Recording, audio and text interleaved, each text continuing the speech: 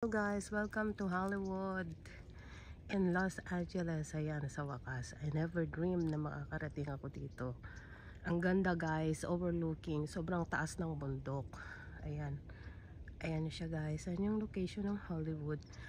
Yung papunta dito guys is parang napaka-iksi ng mga daan.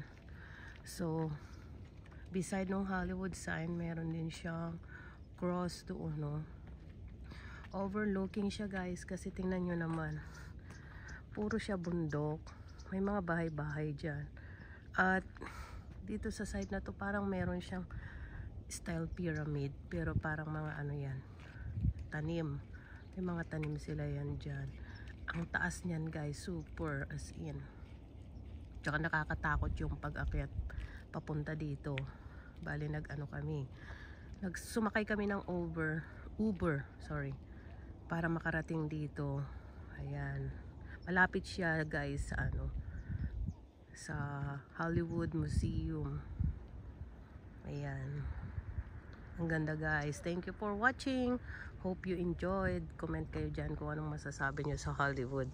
Ang Hollywood guys ay tahanan o bahay ng mga mayayaman dito sa US. Ayan, magaganda yung bahay.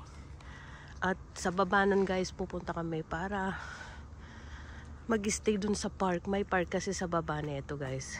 Pero obviously, ayan, sobrang mataas. Ayun na siya, si Mahal andun na siya. Ayan, para sa aming Thanksgiving at wedding anniversary.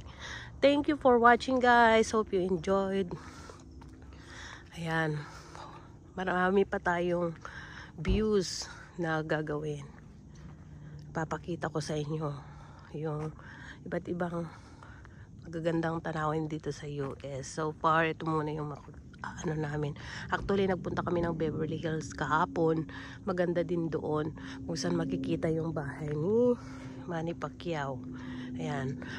Social yung mga malls doon. Ang hahaba, ang luluwag, at sadyang mag-i-enjoy ka. Ayan. Mas mura yung mga bilihin dito kaysa sa San Francisco. Ayan, affordable. Thank you guys.